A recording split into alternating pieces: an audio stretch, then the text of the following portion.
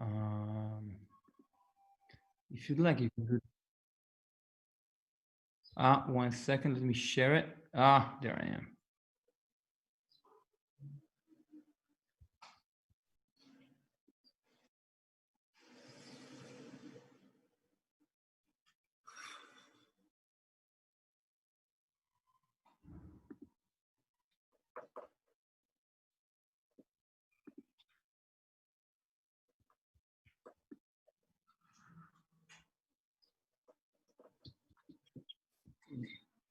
Hello, hello.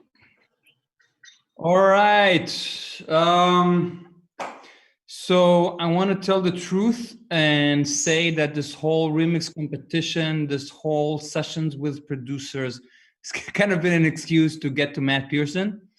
I'm not alone in feeling that his work has kind of been the soundtrack of my life and my teenage years, and shaped who I am as a person mostly, and secondary who I am as an artist. Most of my friends and peers truly feel the same.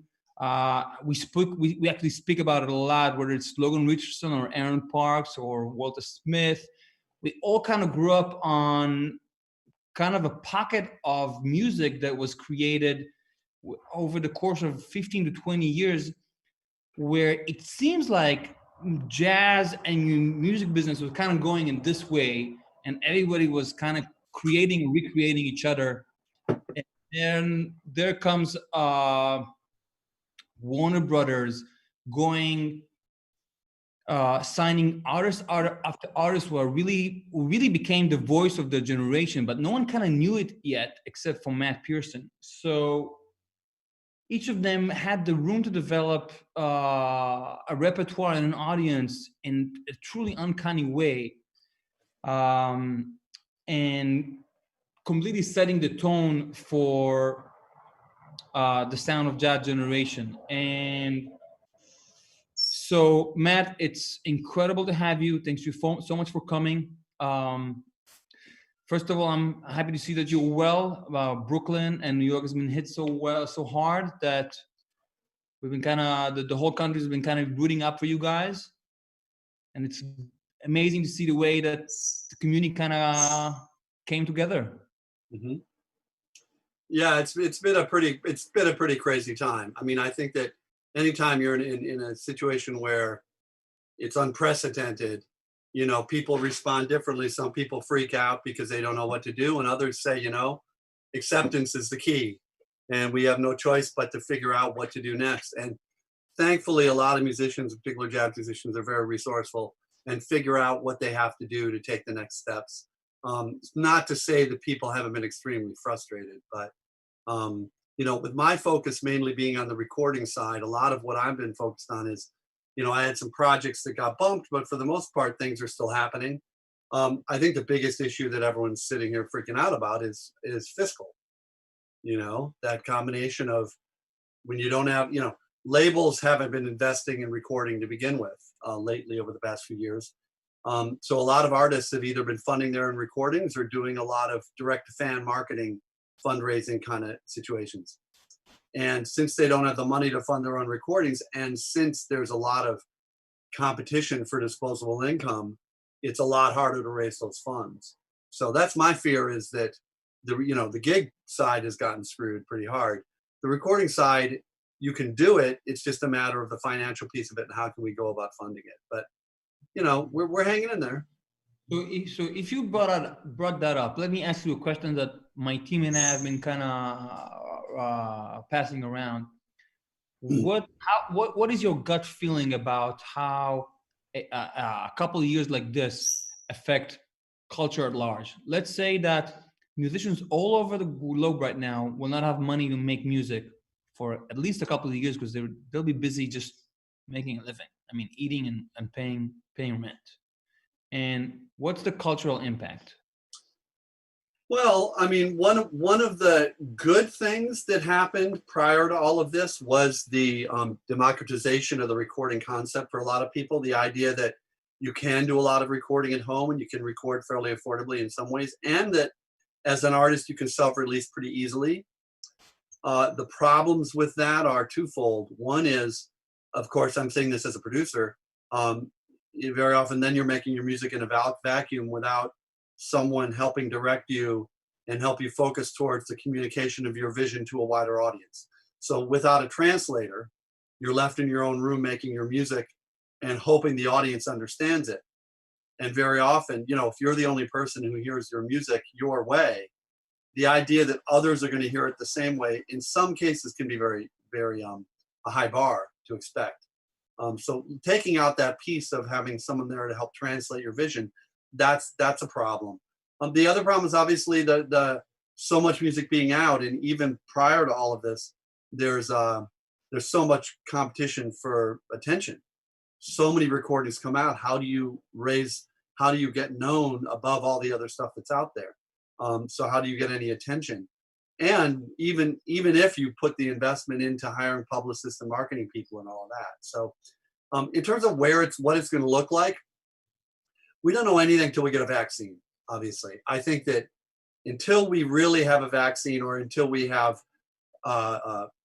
some kind of therapeutic treatment that means if you get this thing, you're not going to die, for sure, or likely, I think that we're all going to be living in a very different world. And in terms of artists, that world will mean half empty clubs, half the festivals getting canceled, a lot of those issues. And then the exposure of music is going to be online. The other thing I'll throw into this is that, the only physical product we were able to hang on to recently was venue sales. Because even though people would buy CDs at gigs and they wouldn't really listen to them usually, they'd have you sign them and they'd take them home and they'd still listen on Spotify or iTunes or whatever. That revenue stream has gone away. I want to stop you right there. I remember being 15 or 16 or 17, visiting New York and buying the Kenny Garrett Pursuance album and listening to it every day on the subway, learning how to play really from it. But I somehow got my hands on what was a poster that was of vinyl size. Right.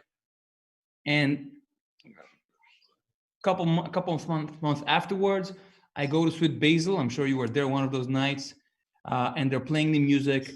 And I think that God is like taking me to Mecca, and it advertises that Kenny Kirkland is playing piano. But I go there and I see the guitars on the piano, and I know what's about to happen. Yeah. And he signed the thing for me, and I was a kid. Right. So for the past few years, with the way that this industry is going, I kind of feel like I don't want to buy the CD. Give me one of these. I mean, yeah, well, I want to buy your a book that has photos from your sessions and some of like a short exactly. story. Like, sign that for me. I'll buy it exactly. again. My in my working recently with Sony with Masterworks, of something I was trying to push them towards. It didn't happen, but what I was feeling was we have to create a physical product, because the tactile experience we've had with albums and then CDs is important, because you have a physical relationship with the artist and their music that way. And the minute it's all streaming, you don't have that direct contact. You're easily distracted. You're not as connected. And the idea that, physical product no longer has to be a music delivery system. Okay. People can get the music anywhere they want if they're on any streaming service. So you're no longer looking to give them something that's going to deliver the music to them. Okay. Even with, HD tracks and other ways, and Qobuz, ways that you can stream high resolution music. Resolution hasn't mattered to most consumers for several years. So it's not about that. It's about having something physical for them to take home. And what I thought made the most sense would be something that would be akin to like a tour booklet, where everyone would have something, and it's like 8x12 or something. It's tied in with the project. It's got photos that you can't see anywhere else. It's got an interview. It's got information. It's got something cool that you can hold on to. And then at the gig, you give them $10 for that, and then the artist signs that, and you take it home. I mean, that, and again, I think the idea of creative merch is there. I think that it's not just T-shirts, and CDs. We have to think about other products. And I think there are artists that have done this, and I think that the idea of some form of tour booklet or book that's a tie-in with the album makes a lot of sense. Yeah. But again, that we're not talking about merch in a time where there are no gigs. So I do think that, again, that this situation can accelerate those kinds of changes. The idea of getting, all of a sudden you go out and you say, finally, I've been off the road for a year, I'm going back on the road, and you're Pat Metheny, and you go out on the road and you say, now this time I'm going to do this tour booklet. And he does it, and everyone does it, and they start realizing, wait a minute, this is a smarter way to go. This is a memento from the gig. Because that's what I always thought was kind of weird too. Now people go to these gigs, and the memento from that experience is a CD.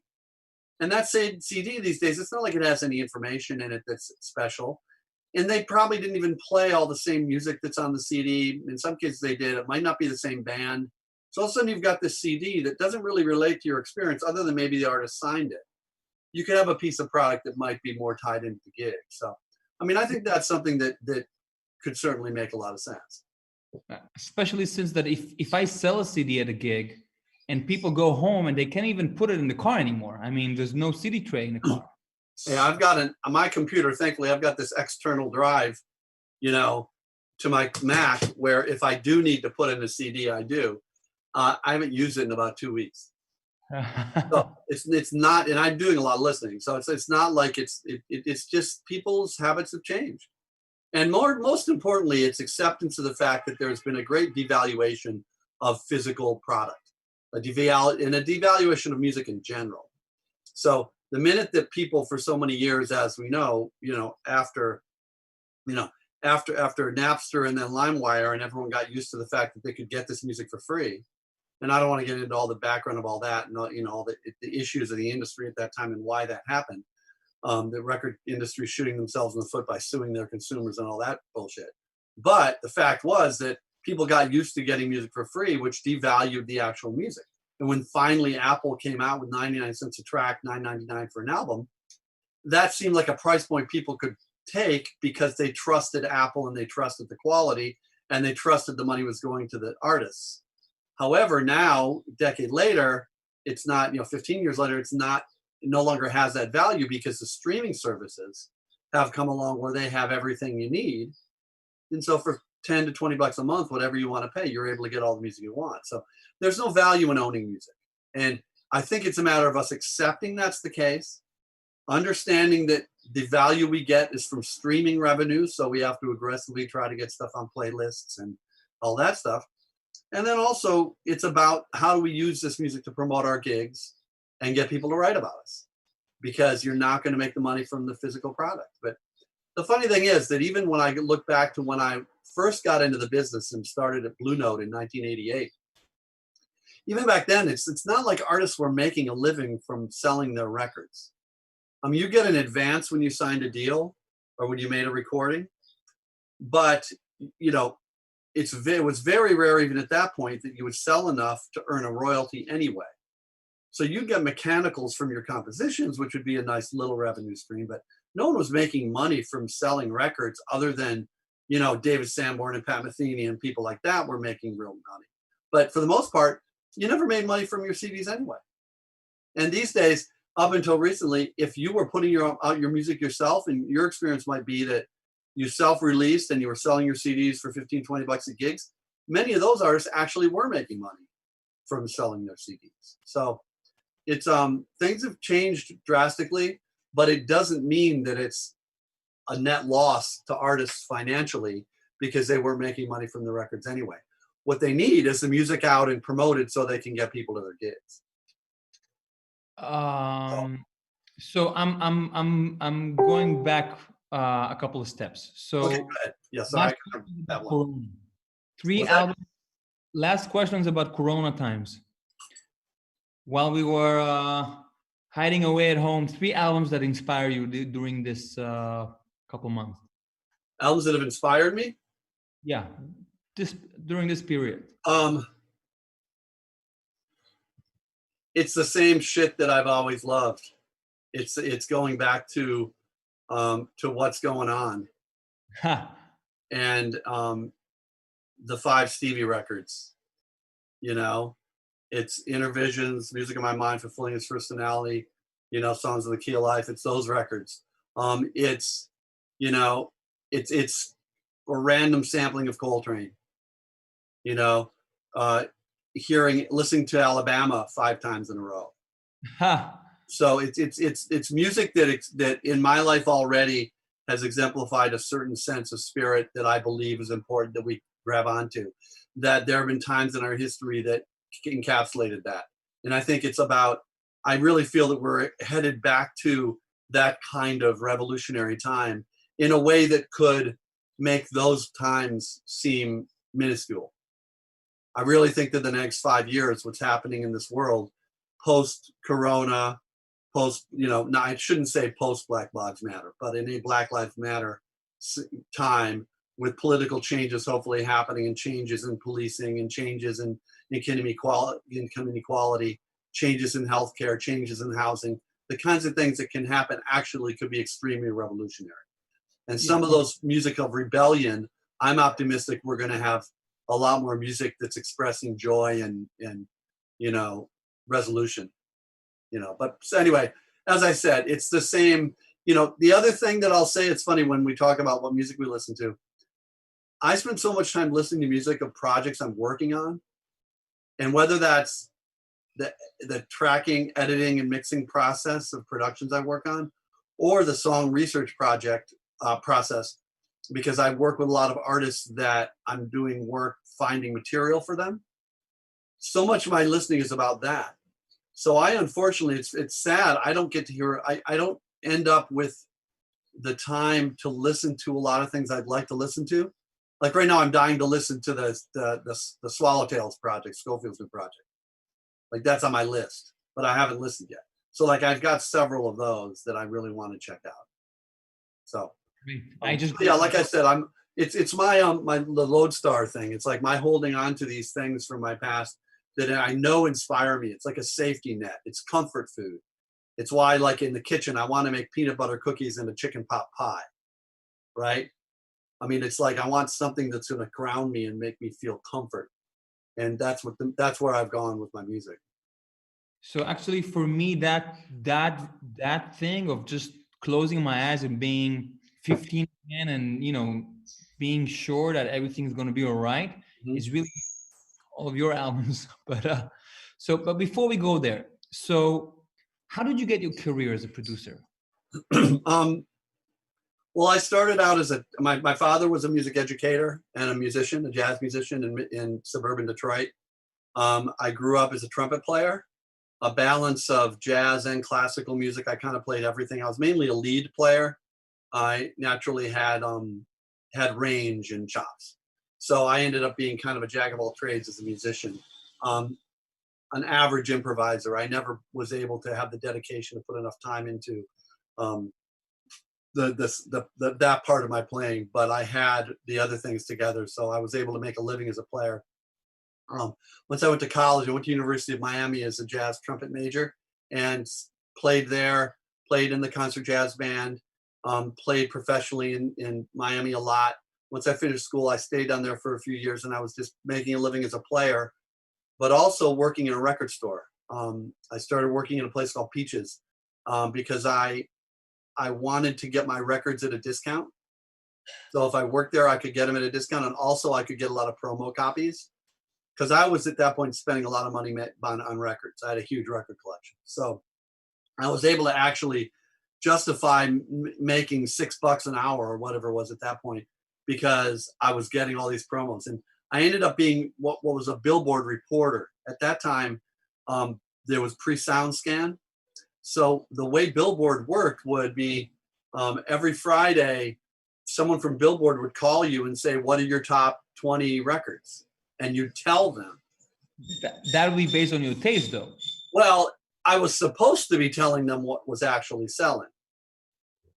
However, during the week, I'd be getting calls from Brian Backus at Verve and Susan Levin at Blue Note and like people at the record companies telling me what records that they wanted us to support.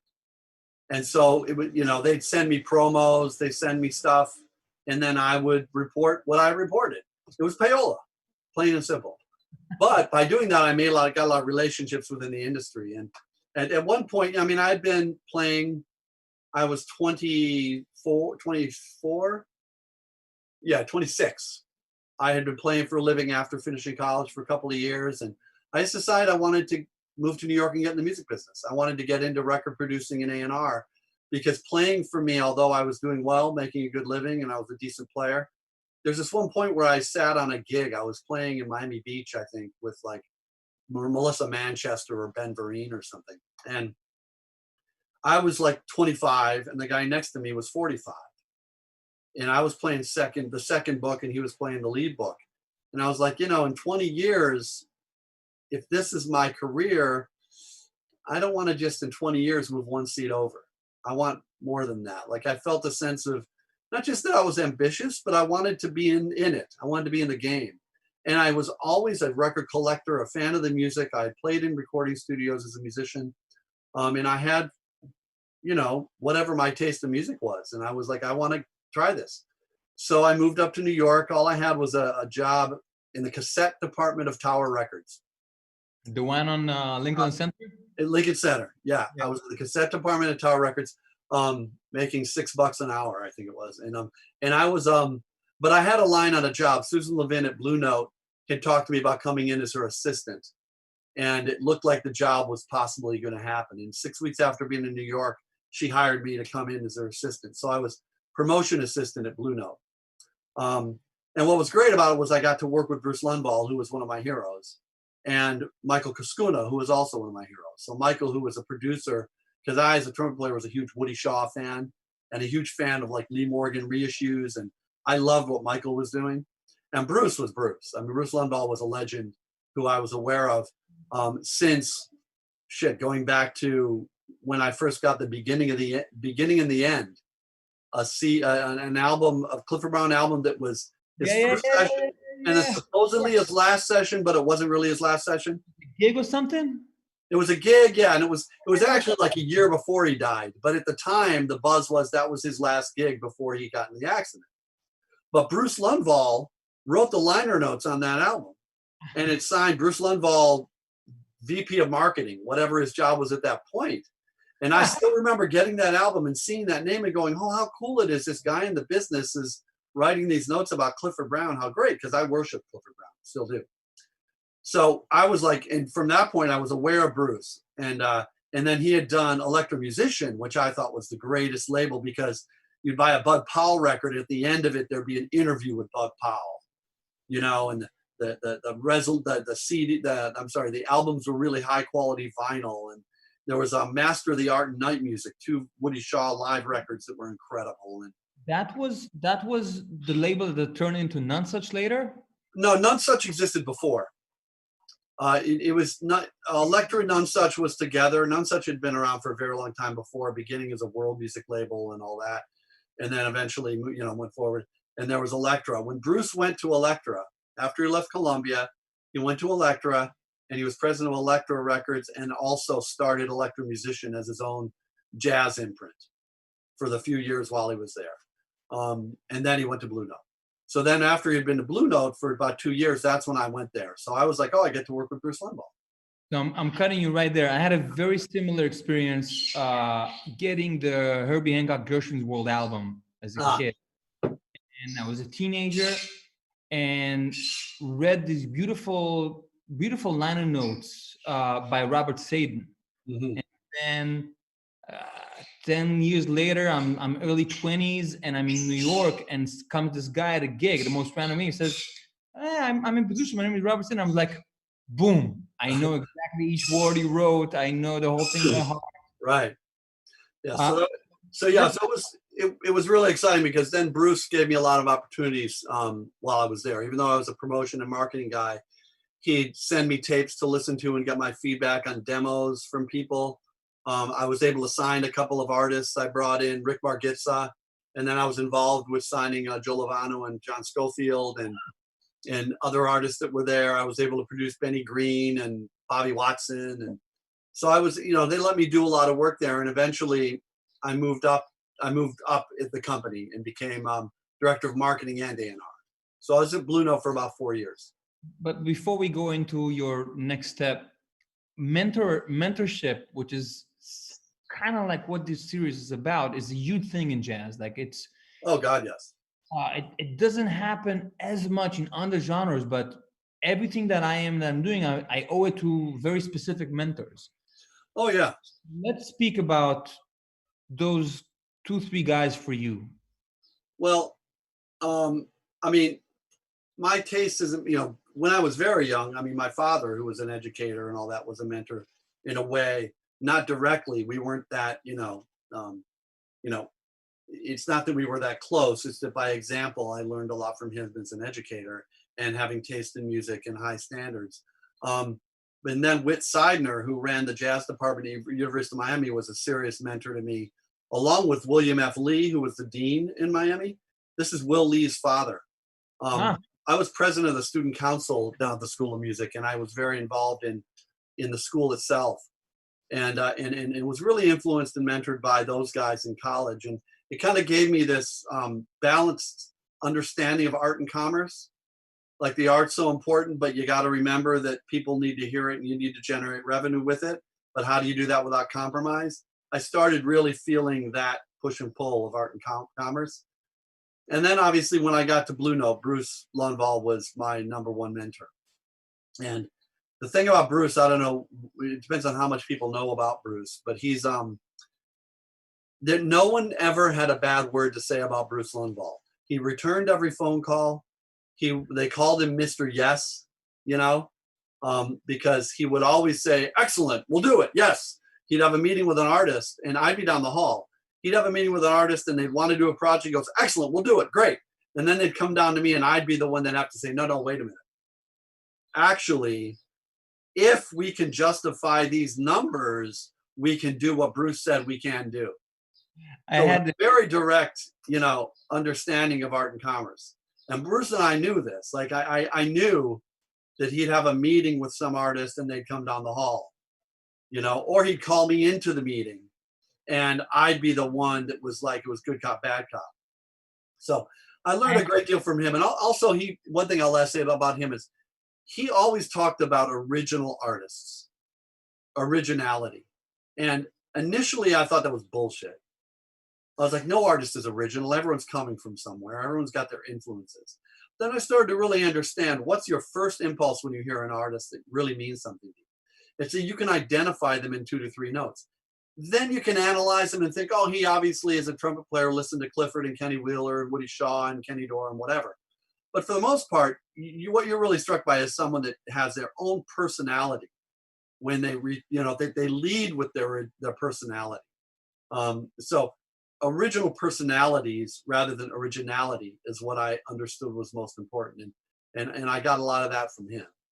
It'd be like there'd be someone I want to sign. He goes, he's a great player, but he's not special. I don't hear who he is yet. And then eventually it'd be someone that I bring and say, how about this? He goes, oh, that, yeah. Oh, yeah. Because in a couple of notes, bam. When we signed Gonzalo Rubalcaba, it was that way. Charlie had played Gonzalo for us, and we're like, oh, well, in 3 notes, we know that this guy sounds like no one we've heard. Then you listen a bit more, you go, well, there's Tucho, and there's Herbie and Chick, and there's this and that, and Keith, and whatever. But for the most part, it sounded like him.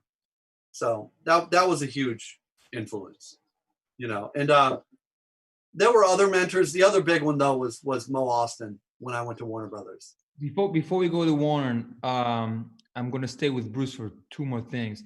I had a similar thing encounter with him where it was the yes, oh, wow, beautiful in that rapsy voice from like you can imagine him speaking to Sinatra in that voice. And then I got the bad copy in Eli Wolf, I think was Yeah. time, and it was like, so we like you a lot. You're too young, which I later heard that was a reoccurring thing for a lot of people. So I hear that the tale goes that everybody has a Bruce Lundvall story. Yeah. What's yours? Oh God, I've got so many. I've told this before. The one that comes to mind immediately was I just started working, and I've got many others I could go on for days because we used to spend a lot of nights, 2 or 3 nights a week, going out to hear music together. So we'd end up going from the Vanguard, then to Sweet Basil, and then end up at Bradley's. And so many nights that we'd go and hang and end up sitting with Joe Henderson or Herbie or whoever and having these incredible conversations and just a lot of stuff. One story that comes to mind, I had just started at Blue Note, and Bruce and I hadn't spent a lot of time together yet. And at one point, my desk was sitting it was like in a hallway in front of Susan's office. And it was right where Bruce, when he'd come in and out, he'd walk right by me. So in the morning, he'd walk by and he'd always be like fresh as a daisy, wearing a suit. Good morning, lad. And he'd walk by. And then if he'd go to lunch, he'd walk by. And, so this one day, I had only been there for a couple of weeks. And our office was at 810 7th Avenue, which was 7th Avenue in like 52nd Street. And he came by my office. And he goes, come on, lad, let's go to lunch. And I'm like, Susan, is it okay? I leave. He goes, yeah, go ahead. So he takes me out and he goes, I want to show you something. So we go downstairs, we walk around the block, and there's a place called the Kit Kat Club. I think it was called Kit Kat Club. It's called Flash Dancers now, but it's a strip club. And he goes, come on. And he takes me into this strip club, and you go down this flight of stairs. So I'm walking down this flight of stairs with Bruce Lundvall. I can't say no. So now I'm going to a strip club at like 1:00 on like a Tuesday. And we go in, and the place is nearly empty, and it's a strip club. And I go, this is fucking nuts. And then he comes over, we sit over by a table, and he goes, you see that right over there? And there's like this little kind of raised area. He goes, that was the peanut gallery. You see that? The stage was right over there. It was Birdland. The original one? Yeah. Ah. So the original Birdland is a strip club now. So he took me in there and then we went to lunch, and he told me all these stories about how he lived in New Jersey and he was like 15 years old, and he and his friends would take the bus in from New Jersey, go to Birdland, and for like, $1.50, they could stand in the peanut gallery and listen to Coltrane and Miles and Errol Garner, like all these. So he just started telling me all these stories about when he came in to hear music. But that was like the first big conversation where I was able to bend his ear about, growing up in New York and hearing all these bebop masters. But yeah, he took me to a strip club. Unbelievable. So Mo Austin, Warner. Yeah. So what happened was I'd been at Blue Note for 3.5 years or so. I befriended a couple of people. I got to know Tommy LaPuma. This guy. And he, an unbelievable guy, also a serious mentor to me. And I got to know him by way of Miles, Rick Margitza. I was working with Rick, and I had heard Miles was looking for a sax player, and I wanted him to hear Rick, so I called Tommy and hipped Tommy to Rick, and then Tommy played Rick for Miles, and he called back. He goes, Miles wants to meet Rick tomorrow. Can you have him over at the Essex House tomorrow? And then Miles hired Rick. How does that call go when you call a young sophomore to say, by the way, tomorrow I got you the gig at Miles? Well, Rick and I were friends. We had been roommates in college. We were very close. And no, at that point, it was just, we were in shock. Because I don't think I told Rick that I had sent the tape over, because I had sent the tape to Tommy. And I just wanted him to hear him. I didn't think everything come from it. But when Tommy called back, he goes, hey, listen, your guy's a whiz. Your guy's incredible. And I played it for Miles over the phone, and he loves it. Can he come over? Can he be over at the Essex House tomorrow? So, but anyway, through that, I got to know Tommy. And we had lunch a couple times and talked a bunch. And Tommy decided he wanted to hire me as his assistant at Warner Brothers. So I went over there and had like a meeting with Mo Austin and Lenny Waronker, the chairman and the president. And they wouldn't let him hire me. They wouldn't let him add headcount. So, but he knew me at that point. And then Tommy left Warner Brothers. And I also around that time got close to Russ Titleman, really great producer. Do you know who Russ Titleman is? Of course. Yeah. So Russ and I became friends and would have lunch now and then and get to know each other. And then at one point, I just said to Russ, hey, what's going on over there now that Tommy's gone? And he's like, oh, I don't know. They're not really doing anything about the jazz front. You want me to call Mo? I go, yeah. So he called Mo, and then he set up for me to have an interview with Mo about coming over there to do A&R. And it's funny because I was at the airport about to fly to LA to have my meeting with Mo and Lenny. And I called Tommy and I said, Tommy, I'm going to LA. I'm headed out to LA. I have a meeting with Mo and Lenny tomorrow. And he's like, great, I'm going to call him. So, Tommy called, I think he called Lenny. It's funny, before I spent a lot of time with Tommy over the years, and for some reason, I don't think I ever asked him for sure which one, but I think he called Lenny and said, that guy you're meeting with tomorrow, that's the guy you remember? You wouldn't let me hire him before? You should hire him now. So that's how I got the gig. And I'm thinking that more or less the guys on the roster were Benson, Miles. Yeah, what happened was that was right around the time that there were some young lions being signed and all that. And I had been at Blue Note, and for me, I love Bruce and I love Blue Note, but there was a thing about it for me that Bruce and Mo were the two guys in the business that I knew about that I wanted to work with.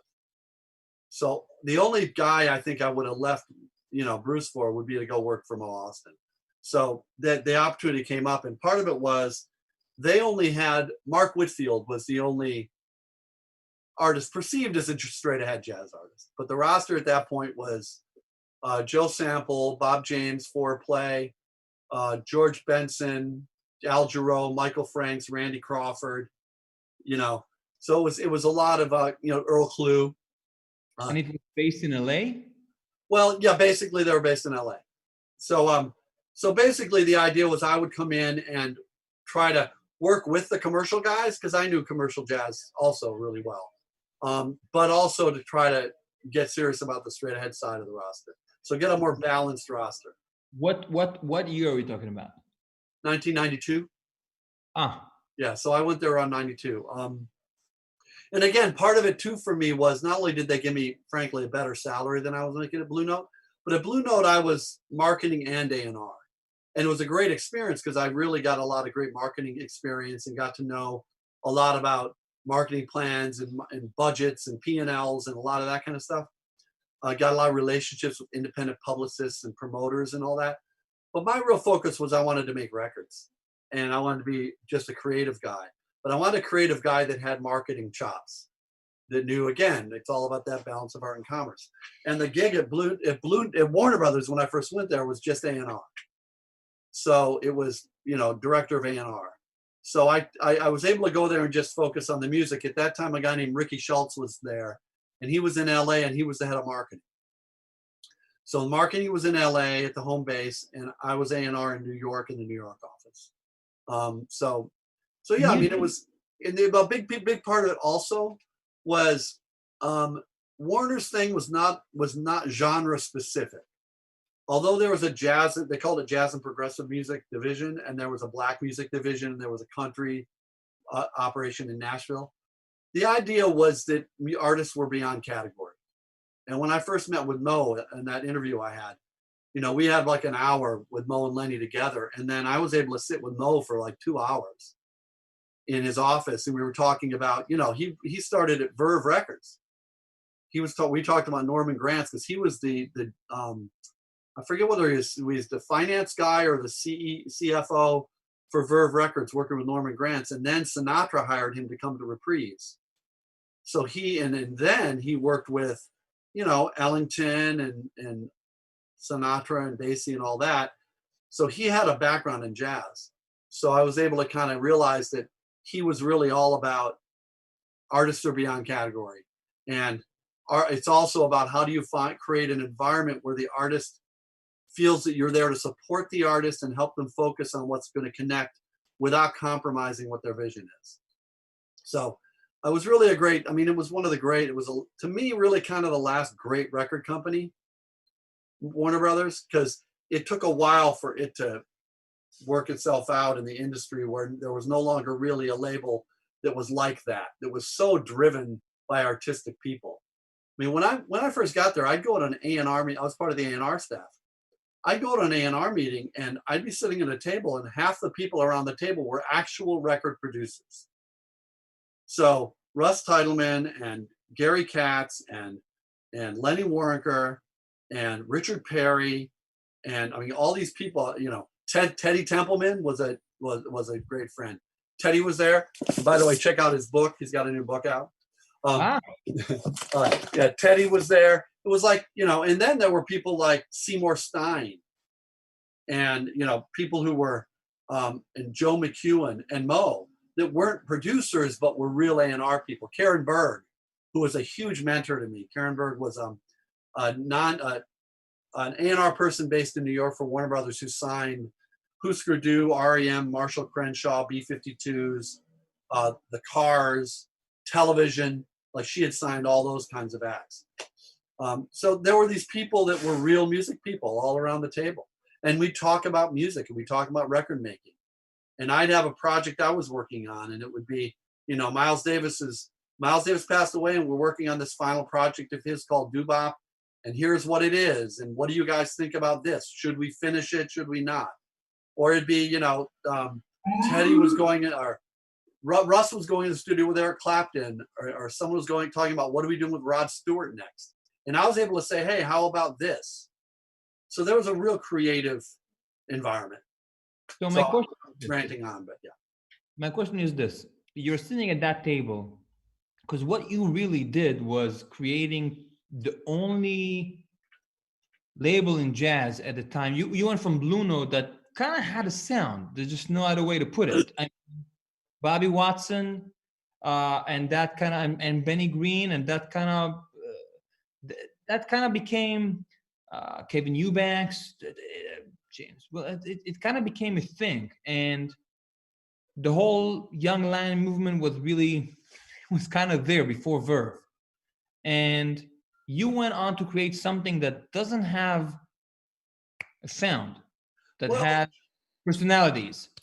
I mean, I'll push back a little bit on the Blue Note thing, just in saying that it was an extremely diverse roster. I mean, we also at that time we also had, you know, some out jazz and some Latin jazz and some contemporary stuff, and we were working with like Dave Koz and Richard Elliott, and I mean there was a variety of stuff, and Diane Reeves and Bobby McFerrin, and I was involved with Rochelle Farrell. I mean there was quite a lot of different stuff there, but yeah, Blue Note had a certain image.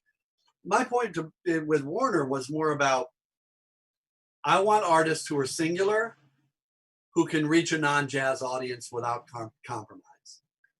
And I was going to keep the roster small.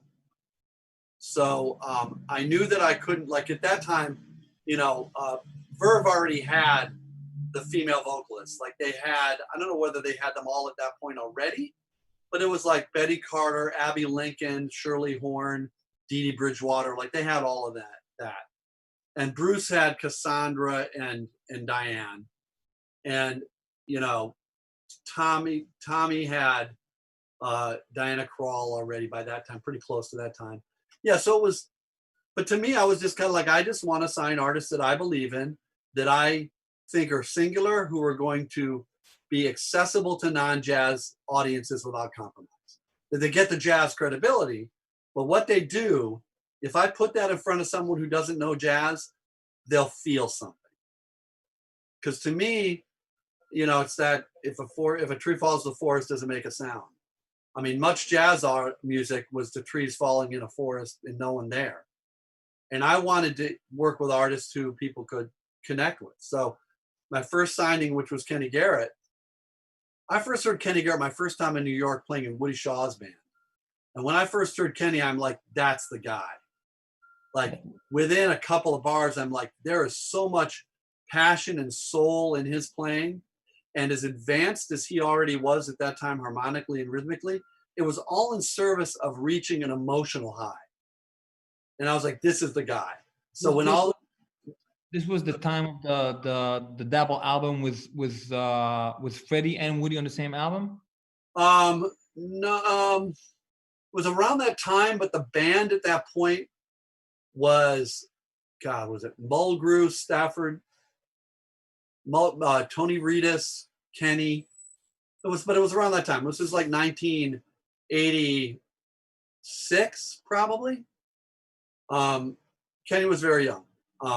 But anyway, when I found out not long after I got to Warner, I found out Kenny had left Atlantic, was looking for a deal. I'm like, yeah. And he had already almost finished the record called Black Hope. He had already kind of made the record. So I met Kenny and we got along great. And we talked about what he might be doing. And I brought him to Warner. And then from that point, because he had people knew Kenny at Warner already. Like there were a lot of boxes checked, you know what I mean? Like the staff, even though they weren't doing a lot of straight edge jazz at Warner, that whole staff knew of Kenny because they knew him through Miles. The famous. So, that guy, you're bringing him in? Great. And Miles had passed away and there was a connection there. So it wasn't completely out of the blue to work with Kenny Garrett. And then it was just, what are the records we're going to make? And we worked together on a couple of projects and yeah. But after that, the door opened for me to say, okay, what else do we want to do here? And the artist that we ended up signing, it was just based on whoever was available at that time that fit the criteria that I wanted, which was I wanted to be moved emotionally by someone. I wanted to feel that they were singular. And I wanted it to be something that if a non-jazz person heard it, they'd connect with it. So when I first heard Joshua, that's what got me. It was like, this guy's ridiculous as a musician. This guy's clearly the next guy. But what really got it for me was this incredible soul and passion in his playing. A real, almost an R&B groove thing he had. And a direct connection with himself emotionally. But the thing about him that struck me so much was he was such an intellectual guy in that he had gone to Harvard and accepted to Yale Law School and was so thoughtful and intelligent to speak to. But he also had this direct line to his emotions. That when he played, it led with his heart and his soul. So to me, that fit the bill.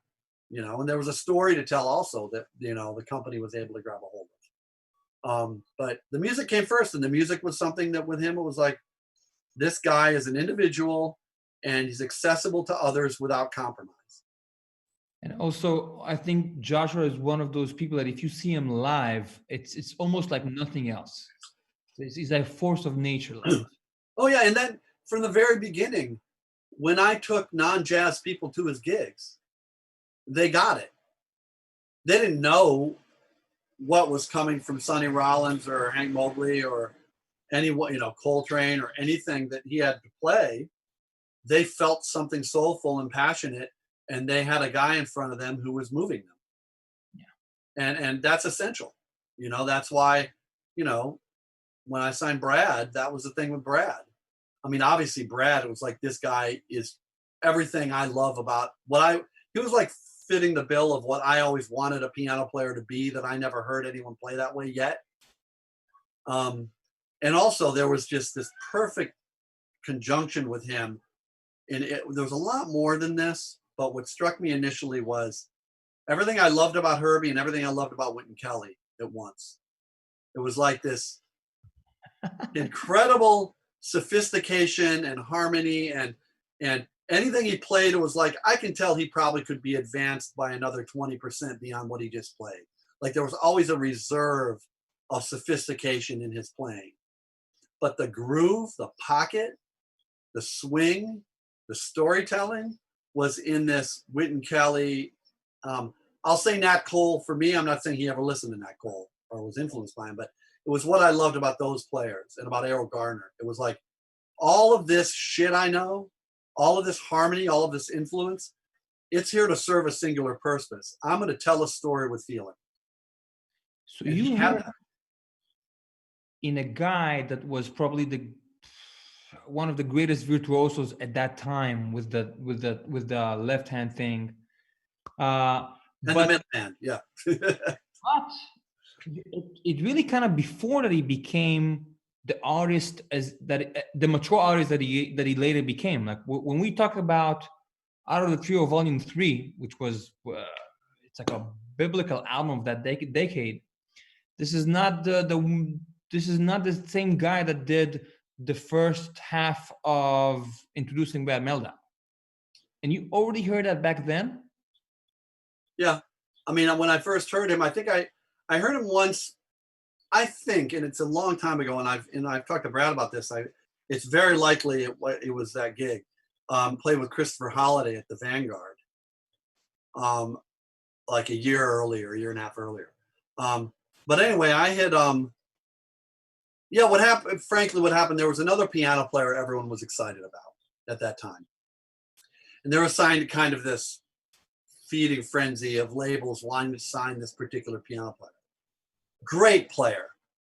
And right around that time, I wasn't quite feeling this particular guy, at least not to the degree where people wanted him. And at the exact same time I went, and it was one of the first times Brad and Josh did a gig together. And I went there and I heard Brad in that group. And immediately was like, fuck, this is it. This makes this other guy sound like a really good piano player. Okay. This is pre-Mood Swing? Oh yeah. Oh yeah. Oh yeah. No, I mean, I worked on Mood Swing. So yeah, this was pre-Mood Swing. So I heard Brad, and from that point I started talking to Brad, said, we got to make records. I remember going backstage after the gig and saying, we're going to work together. And he's like, yeah, but I said, no, not today, but we're going to talk, and we're going to keep talking, and we're going to come up with what we're going to do here.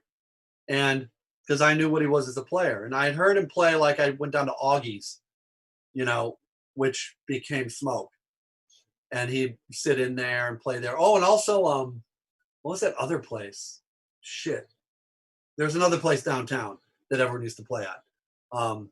But yeah, and then finally we decided to sign, and we did to make a record. And what I felt was I had heard this trio with Jorge and Larry that he had started playing with, this trio, his working band.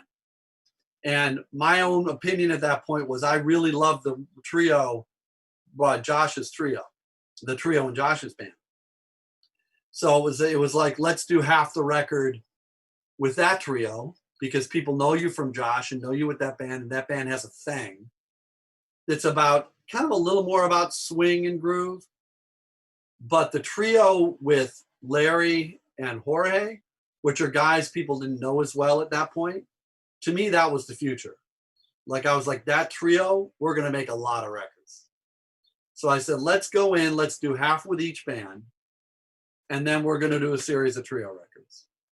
And that's why at that point it was kind of like introducing Brad Mehldau was a chance for people to hear Brad, get to know him away from Joshua's group, but with Joshua's trio, and then to introduce his trio that you were going to be hearing a lot more of. And then obviously we did the Art of the Trio. So what was the dynamic between the two of you as far as repertoire? Because that trio redefined repertoire for my generation. I wish I could take credit for some of the choices. I was just another set of ears. When it came to repertoire, Brad went his own way. I encouraged him very strongly, though. Like, he started playing, I think Riverman he did pretty early. And then I heard him doing Exit. He then he incorporated a few things into his set, where then he started playing Exit music. And I'm like, and we talked about it, and I'm like, this is great. These are great. We got to record this. This is great. You're opening up the repertoire. Keep going, keep going, keep going. So I encouraged that.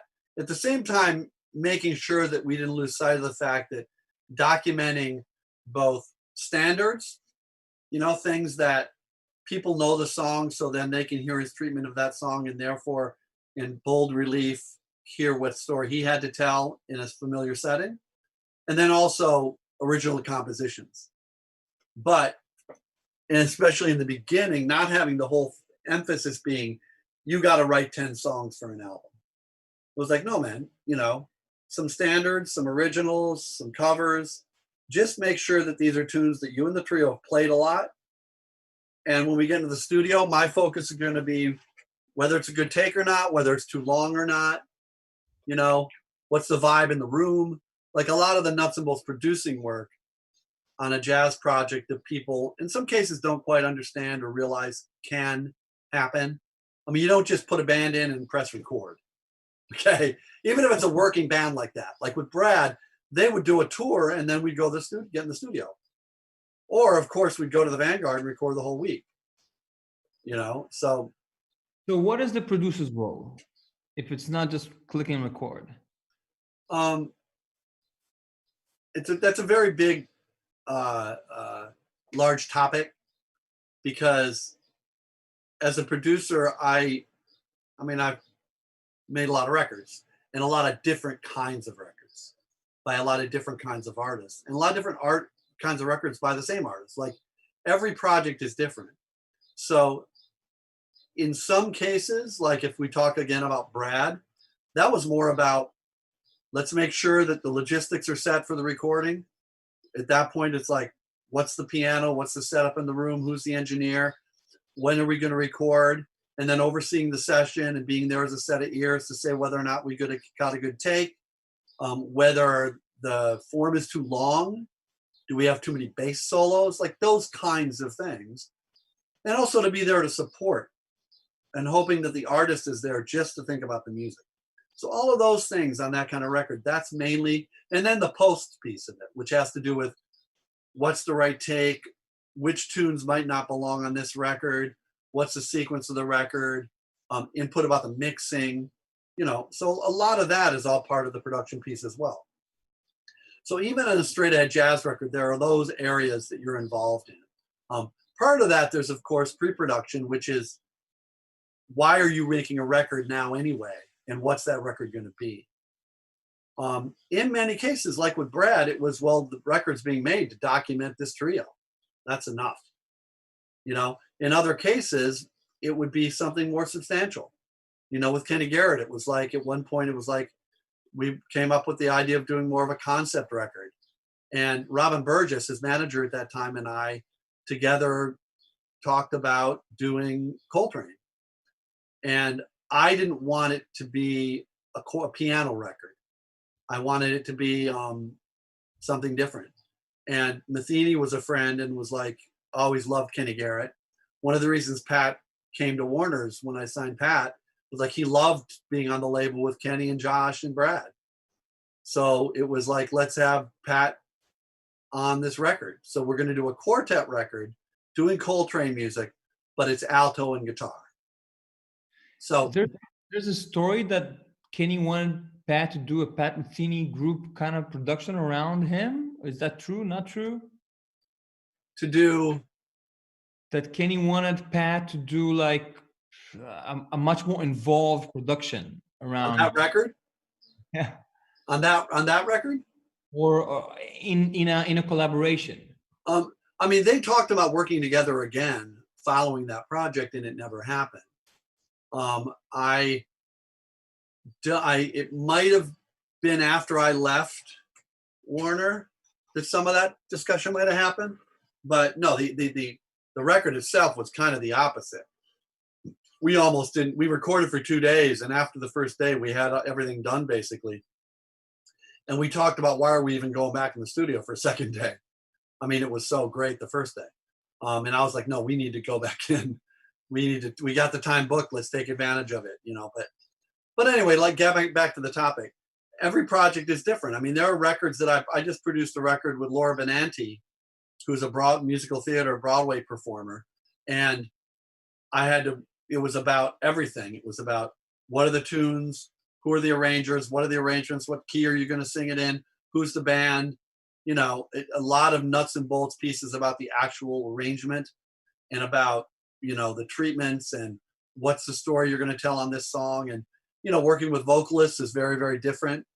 There are a lot of projects. I mean, I did the Orrin Atkins, Benny Goodman project, for example. I mean, there are a lot of these projects that are conceptual in nature, and the production piece gets involved in a lot more of a long form storytelling piece.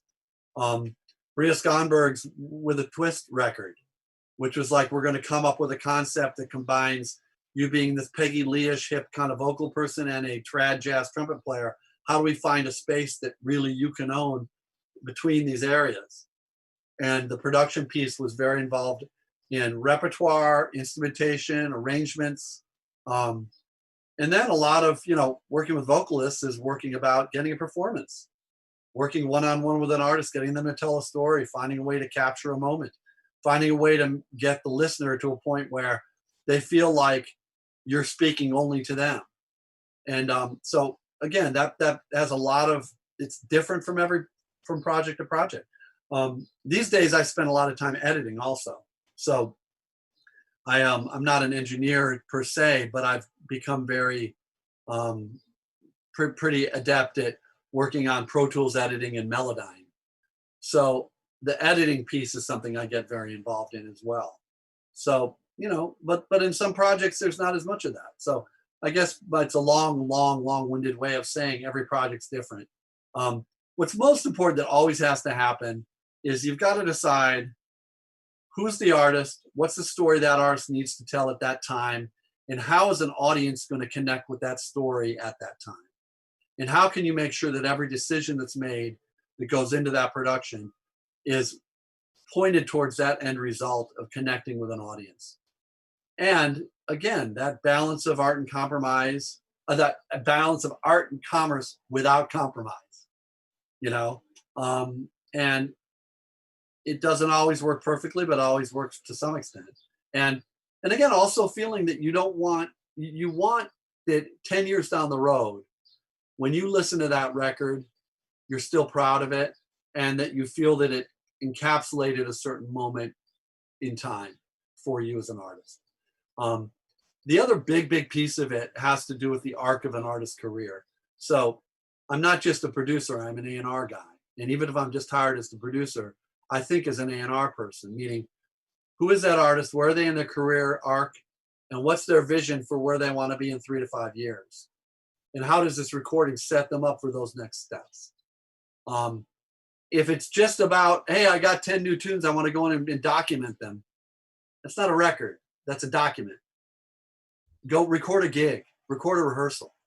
Good for you, you wrote some tunes, congratulations. Now, any of those tunes going to reach people that don't know the code? That's the discussion. That's the hard discussion. It's like, look, dude, I mean, that's great if a jazz artist wants to make music for jazz people. If it's about, I'm doing this thing musically that's really adventurous and really interesting, and other musicians are really impressed, and it might influence a couple of young players, and I really want to do that. Great, good for you. Maybe you don't need a producer. And maybe it's okay for you to do that record for, and maybe some people will come to it and it will take off. That doesn't need me. What I'm there for is to say, okay, there's this part of what you do that if it's front and center on a recording, people are going to come to you. Okay? And they're going to follow you. And they're going to want to connect with that emotion you're expressing. And that has to go front and center. Back to, that's what happened when Mark Turner. I mean, when I heard Mark Turner, I'm like, I got to work with this guy because he's a fucking genius. And we made 3 records. And at one point, I had said, doing the ballad record. I'm like, look, man, people look at you as this incredibly advanced player. But the reason I signed him and the reason I felt him, I was feeling a depth of emotion in his playing that was incredible. And I said, you know what? I love the way you play ballads. Let's do a ballad record. And we did the ballad session record. Now,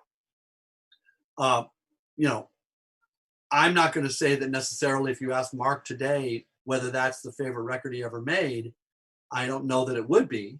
And I think that artistically, if you listen to In This World Our Dharma Days, you might feel that those are more maybe influential to some people or important in some ways. But when you listen to Ballad Session, what's front and center is an emotional impact. And I think that helped pull a lot of people into his playing to hear the sophisticated message he had to tell. And without that, they might not have come around. People have been doing it forever. Coltrane ballads, Coltrane Hartman. I mean, it's the same thing. You're going to tell a story that people that don't know the code are going to connect with, I always got a sense that your thing was to not just take documentaries, but just to kind of like to get authors who write a novel, and then you kind of curated the right novels out of them. That's what kind of what it seemed like. Because if I take the first Mark Turner album with Ed Simon on it, where they play 26-2, it's completely different than Dharma Days. You kind of allow them a place to develop into historic, to create historically significant works of Well, art. I don't think we ever think in terms of things being certainly being historically significant. I certainly don't think of that. Um, I think it's important to encourage artists to find and develop their voice.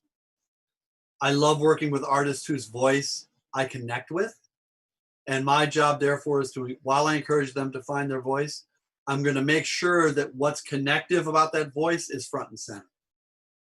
And Then that once is the record's done, who the hell knows? I mean, that's one of those things where sometimes it works, sometimes it doesn't. But I want to encourage artists to be themselves. But there's this process of focusing and editing. And this is not just about talking about these records that were 20 years ago.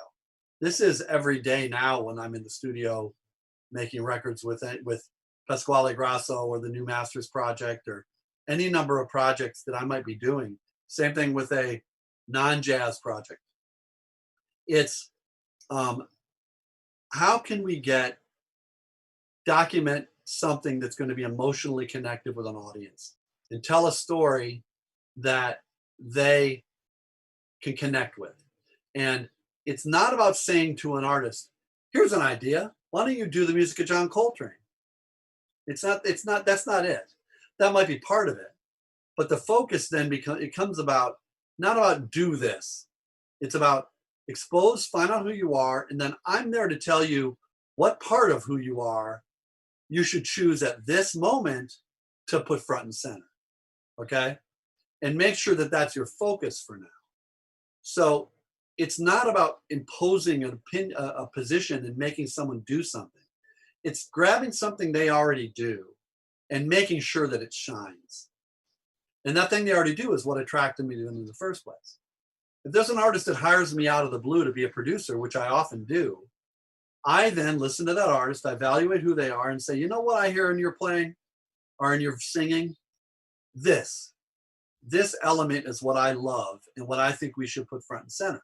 Now, very often the artist doesn't want to do that, right? And very often the songs, for example, this happens a lot in song selection. An artist will have 10 songs they've written. And I'll say, send me everything you got. And of those 10 songs, there'll be like 3 that I go, those are the ones that have like this thing. And the artist says, oh God, no. I mean, I like this one, but those 2, they suck. And I go, well, no, they don't. And you're the only person that hears the music your way. You're the only human in the world who hears those songs the way you hear them. I'm on the outside saying, these songs move me. Then I find out that there's some story behind the song. It might be about a woman he broke up with already. It might be about a time his current relationship was going through some trouble. It might be about someone who passed away that they don't want to be thinking about. There's some element to it that connected emotionally.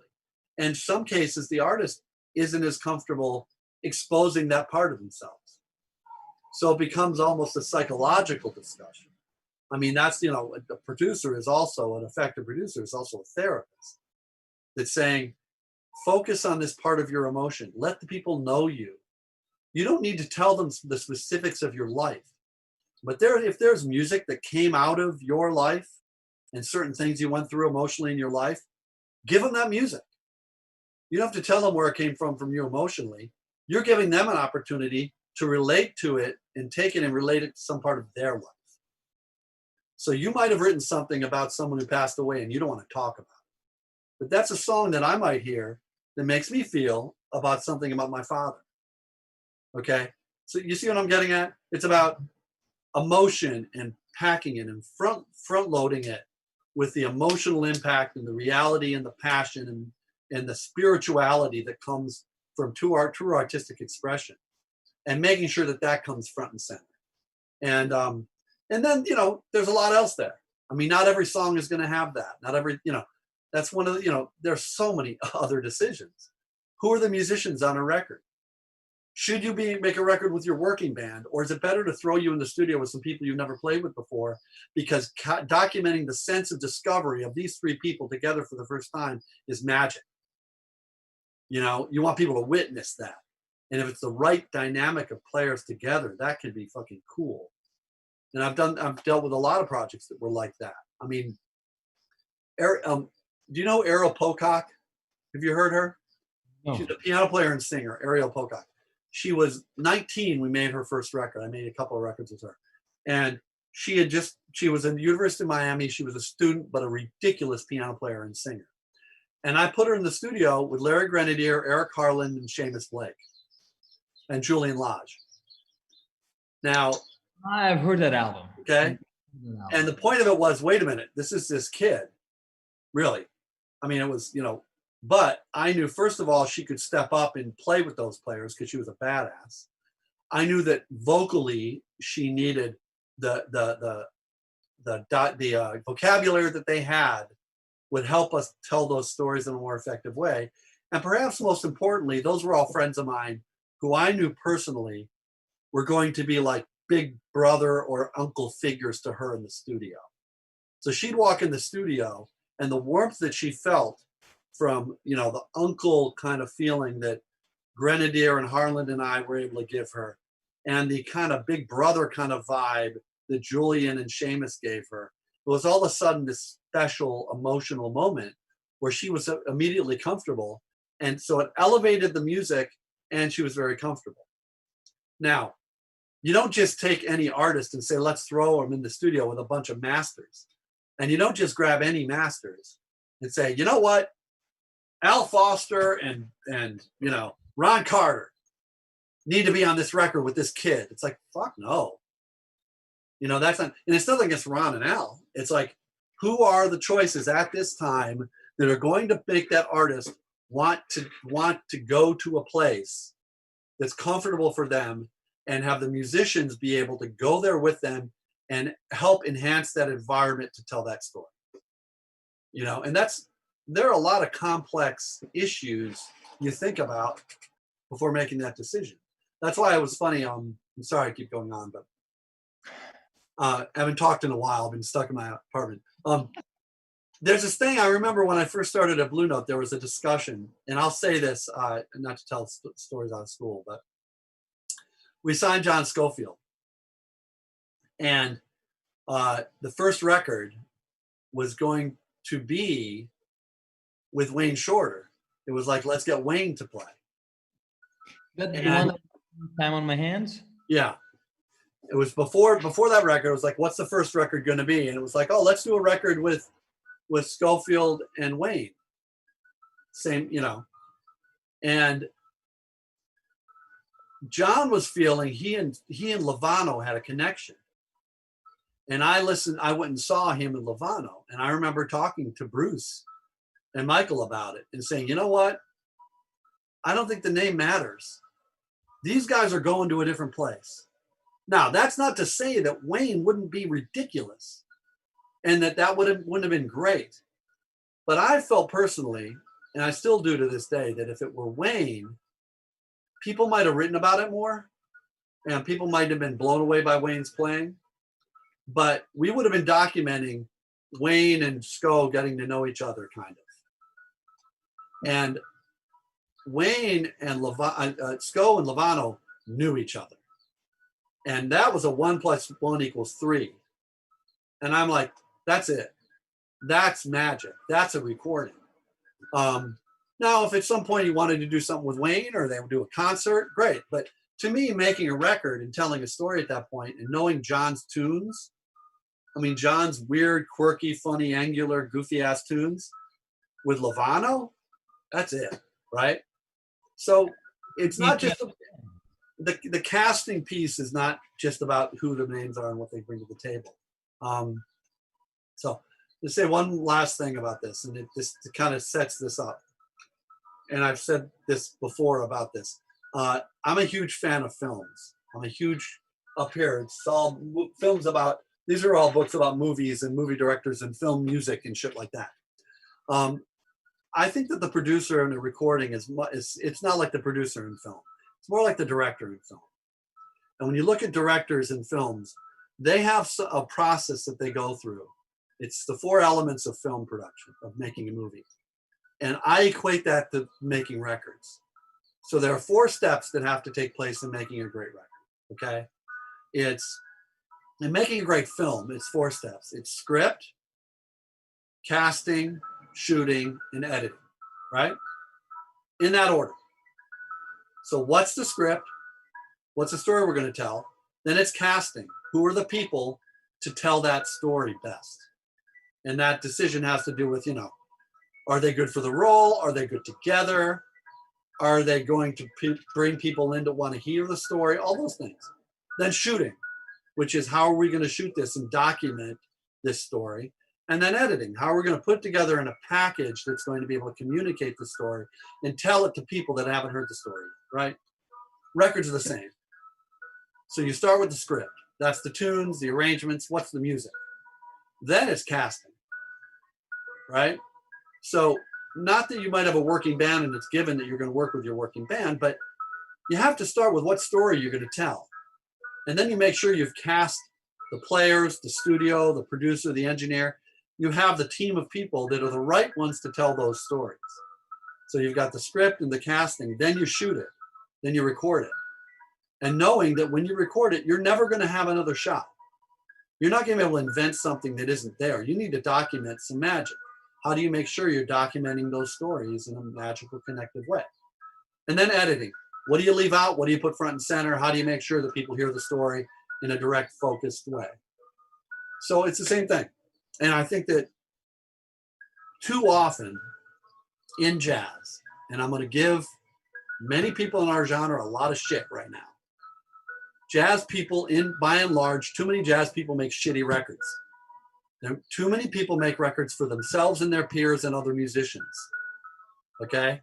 The responsibility of documenting music that's going to be there forever and the opportunity that you have to tell a story to other people is too great to compromise on the 4 elements.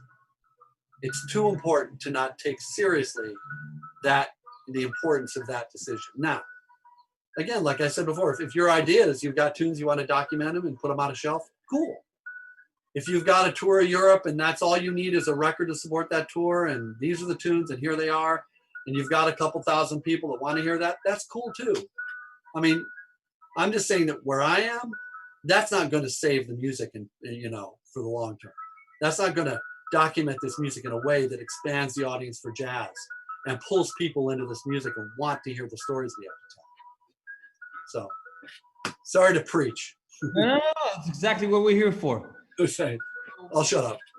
Last 2 questions before I let you go. So, you're in the studio and you're documenting the magic.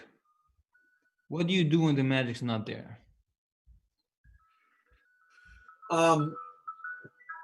It's about some kind of shift. It's always different. There's not a specific answer. That ridiculous, the definition of insanity is doing the same thing over and over again, expecting a different result, right? Yeah. Do something different. Whether it's go on to a different tune, take a break, record a solo piece, go out for a walk, or go out on the the rooftop of the building, change it up. Let's order food. Let's take a break and listen to some music. This is the psychiatrist, the therapist part of the gig. Reading the room, knowing the personalities, knowing what has to happen. In some cases, there's a certain personality in the room. It might be someone like Tony Scher or Christian McBride, not to just name bass players. It might be a certain person that I have a long-term relationship with, that between takes I walk up to them and I encourage something. Whether that's telling a story, whether that's playing a groove. It might be going up to, one of the musicians and going up to the drummer, okay, can you play a Purdy shuffle? And on the break, all of a sudden this groove starts and the other musicians start playing along. And all of a sudden they're taken to this other place. Well, that other place isn't the place where they weren't getting anywhere, right? Then when you come back, they're fresh. So there are all kinds of things like that that can affect the tone of the room. A lot of it has to do with what you decide in the beginning. You know, where's the studio? How are people set up? What's the monitor situation? What are the personalities involved?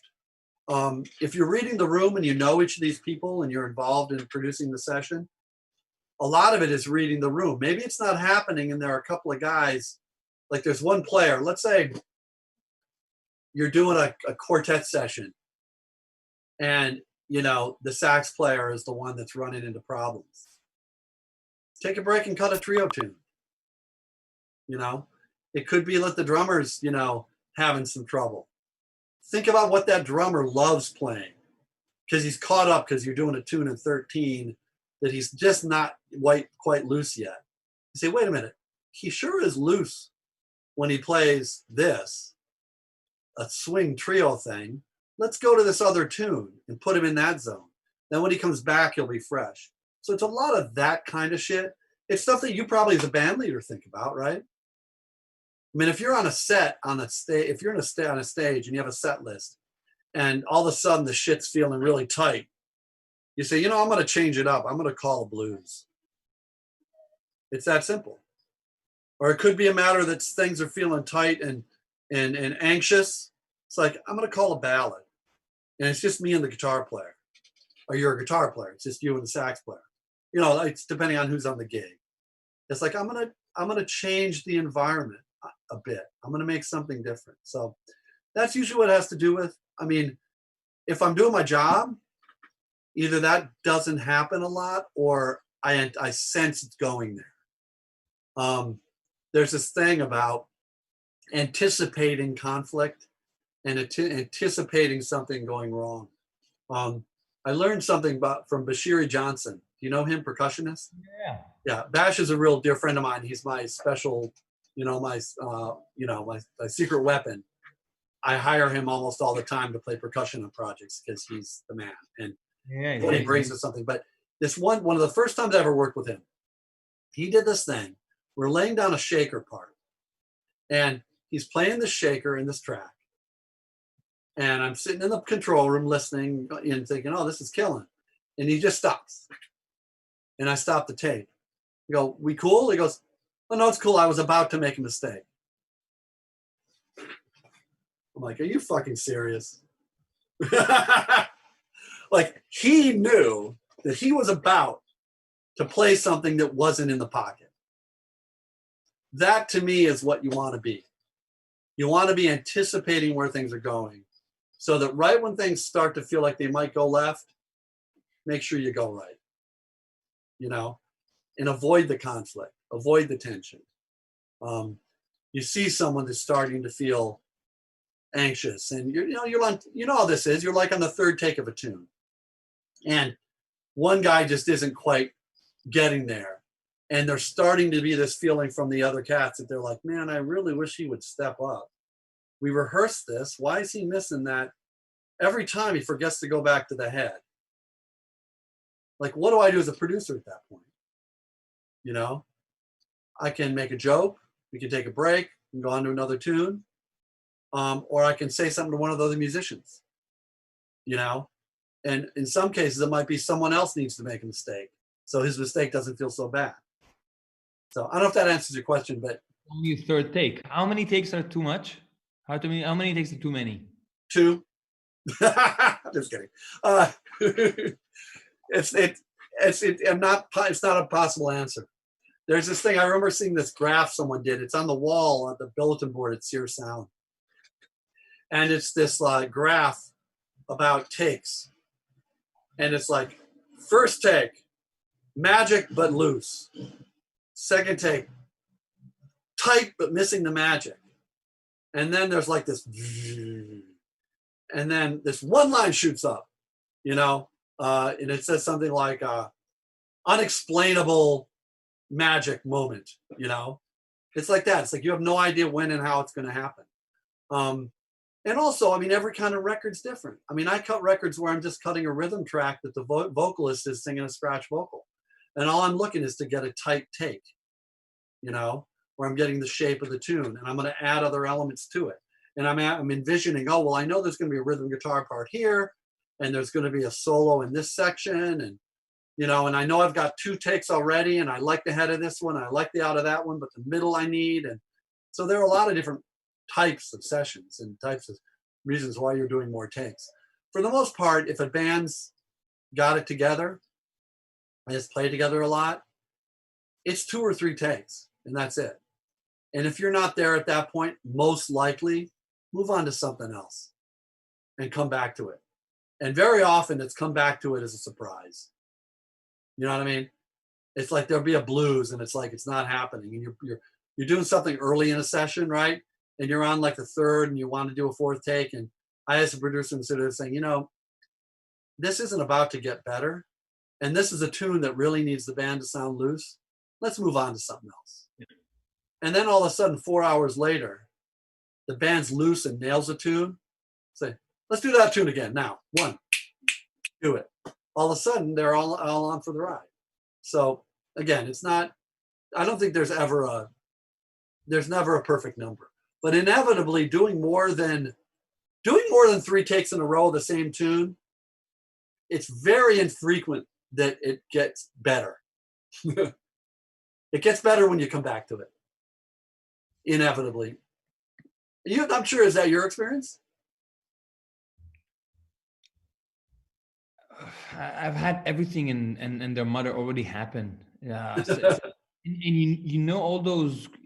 Remember that the times you're probably the only producer that resisted this, but the trend to put all the takes at the end of a compilation, you know, those Coltrane boxes where it's like then it's like 3 CDs of 70 takes, and you're really the only guy that resisted that trend. And you'll see that the final take is like take 11, or the final take is take 17, and God knows what happened in the meantime. And as opposed to the mass band where they would just run through it once, and then sometimes the run wouldn't even be a complete take. So yeah, who the fuck am I to know? Yeah, I mean, I remember with Benny Green.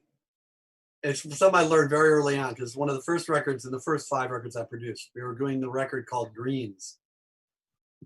And it's a trio with Carl Allen and Christian McBride. Right, yeah.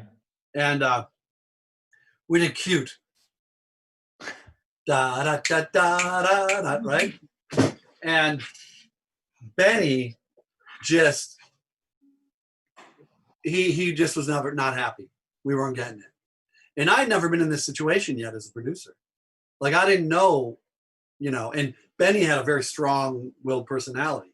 We're roughly the same age and we were kind of peers and we could give each other shit and all that. But, you know, at the end of the day, he was going, you know, it was his record and he was in control and I wasn't that experienced as a producer. So I let him go and we must have done 20 takes of Cute.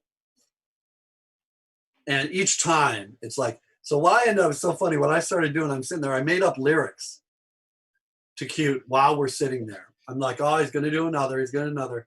And I was like, I really think you're cute, just in your birthday suit. You come to me, whatever. I made up these lyrics. Yeah, we do that at home all the time. Okay. So I did this, and then after about several takes, we're listening back to one of the tunes, McBride and Carl, and I could tell that Carl and McBride were kind of, you know, nothing against Benny, but they were like, okay, come on, man, we got this already. And I started singing the tune along with the take. And it was a fucking riot because I was corny as hell. It's not like it was good. It was just ridiculous and silly. And it became really goofy.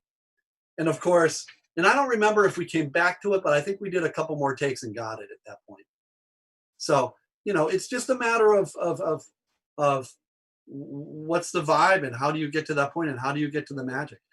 One of my favorite moments when I first got to Warner, I produced Milton Nascimento. That's the one with Herbie and Angelus.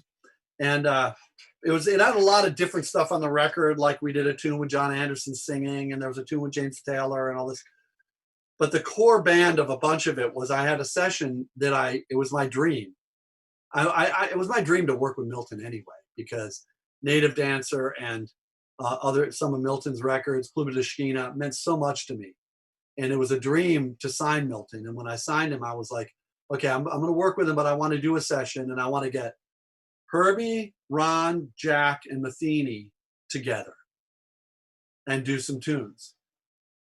And I was young and hadn't had that much experience as a producer, but I'm like, this is going to be great. And Pat was kind of a friend by that point, and I knew Jack, like we knew each other, so it was okay. And Milton's a sweetheart.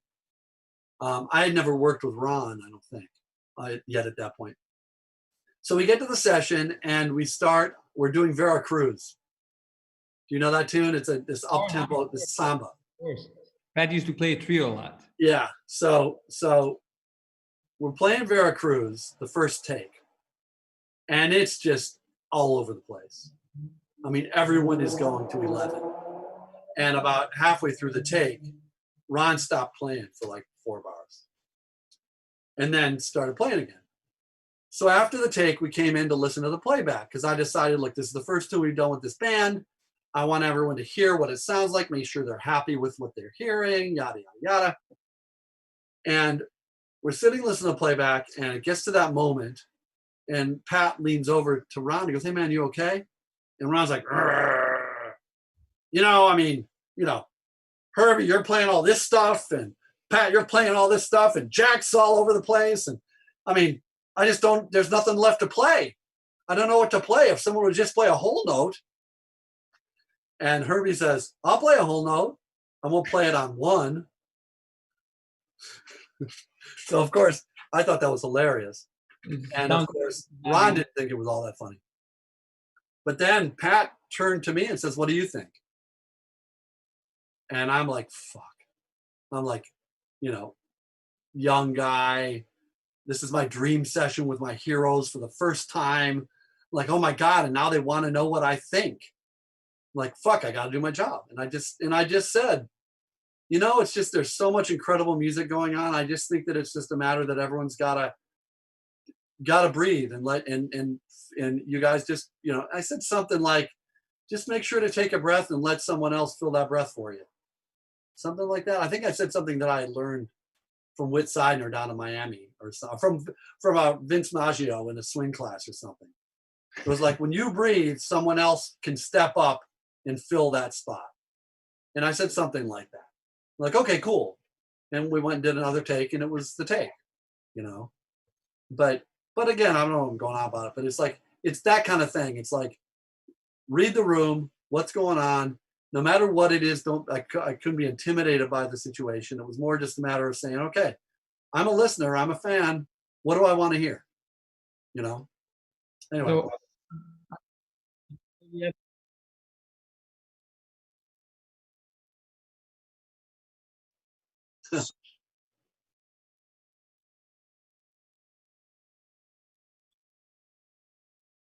Okay. That would be amazing. Sorry, I'm so long-winded. Matt, thank you so much. It's been a dream come true to get all those stories from you and all this pearls of wisdom. Thanks so much for coming. Stay safe through this time. For those of you guys watching, thanks for being a part of this and for sending in so many comments and making this thing really come alive. That we have a great roster of Matt's peers coming in the upcoming weeks, from Michael Bainhorn to Eddie Kramer. So stick with us. Matt, thanks so much, really. There's so many questions I couldn't ask you, and maybe some other time. Thanks so much. It's a real pleasure. It's a lot of fun talking to you. Let's stay in touch, and it's a pleasure. Thanks for letting me go on and on. Sorry, it's a little. It was amazing. It was amazing. I realized, like, we're all sitting here in quarantine, and I mean, I've got my new wife. I got married a month ago. Congratulations. And thanks. And but we're in quarantine, and it's like I don't get to see a lot of people. I'm doing Skype call, Zoom calls and stuff like that here and there. But sorry if I kind of It's there were exciting. It's fun to talk, and I haven't talked in a little bit. So man, there are so many questions that I didn't get to. I mean, so many. okay, we'll talk on it. Okay, okay, dig it. We'll stay in touch. Thanks so much. Bye Thanks bye. so much. Talk to you soon.